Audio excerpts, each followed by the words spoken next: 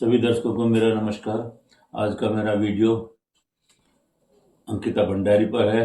अंकिता भंडारी उत्तराखंड में जो पौड़ी जिले के एक छोटे से गांव की रहने वाली नॉर्मल परिवार से थी। अंकिता भंडारी पौड़ी जिले के ही एक भाजपा रिसोर्ट में रिसेप्शनिस्ट यानी के स्वागत कक्ष में कार्य करती थी। होनहार लड़की थी, तो उसका वहां पर जो है ना भाजपा के बड़े बड़े नेता उस रिसोर्ट में जाया करते थे। वहां सब प्रकार की उनके सुविधाएं या उनकी सेवाएं उनको दी जाती थी। एक बार 28 अगस्त 2022 को वो गुच्चू, जिसका श्री नाम दुष्यंत गौतम है, वहां पर रिसोर्ट में गए, जो वहीं का उत्तराखंड का भाजपा का ही वरिष्ठ नेता है। तो वो भी वहां पर गया।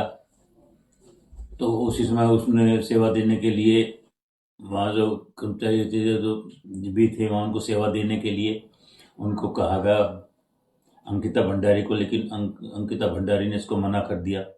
उसके बाद उस पर अत्याचार होने लगे और उनका बलात्कार भी किया गया।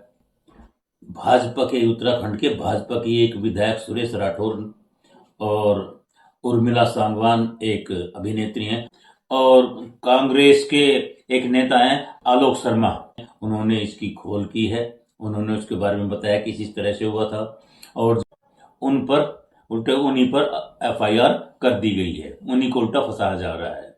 जहां उसका बलात्कार हुआ था उस कमरे को भी बुलडोज किया गया, उसको भी बुलडोजर से ढा दिया गया और जमा कपड़े थे उनको जलाने का प्रयत्न किया गया। और इसमें 3 नाम सामने आए थे, पुलकित आर्य, भास्कर, अंकित गुप्ता। मई 2025 में इन तीनों को आजीवन कारावास हुई, जो अब जेल की सलाखों में अपनी सजा भुगत रहे हैं।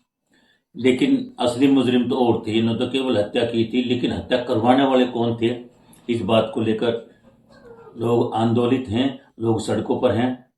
इसके लिए 4 जून को उत्तराखंड में सबसे बड़ा प्रदर्शन हुआ और उत्तराखंड में नहीं देश के सभी भागों में इसके लिए अंकिता भंडारी को न्याय दिलाने के लिए सभी लोग प्रदर्शन कर रहे हैं, आंदोलन कर रहे हैं।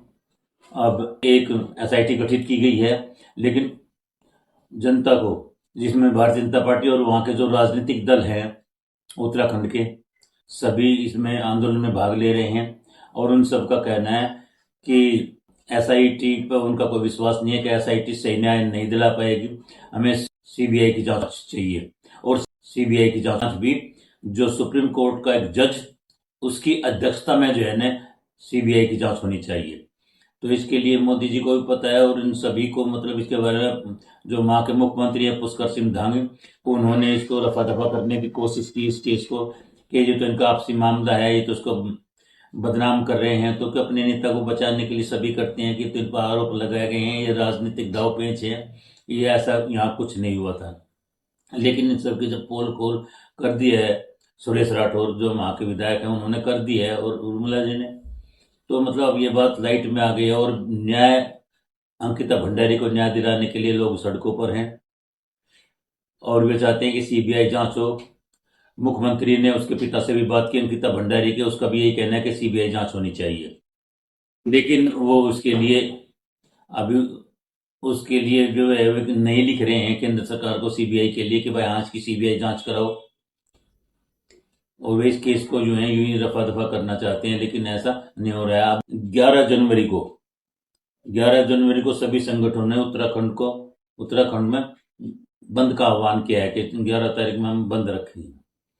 और जैसे कि मैंने बताया कि ये 28 अगस्त 2022 का केस है, उसके कुछ दिन बाद 20-21 दिन बाद 18 सितंबर 2022 को उसकी लाश मिली थी, उसका शव प्राप्त हुआ था। और जब ये केस हुआ, केस में तीनों को जो है ना सजा है। और लेकिन कुल मिलाकर बात यह है कि अब जिसमें जो है ना लोग न्याय की मांग कर रहे हैं कि अंकिता भंडारी को न्याय मिलना चाहिए, उसके साथ बहुत ही गलत हुआ है, ऐसा किसी भी बेटी के साथ ऐसा नहीं होना चाहिए। धन्यवाद। वंदे मातरम।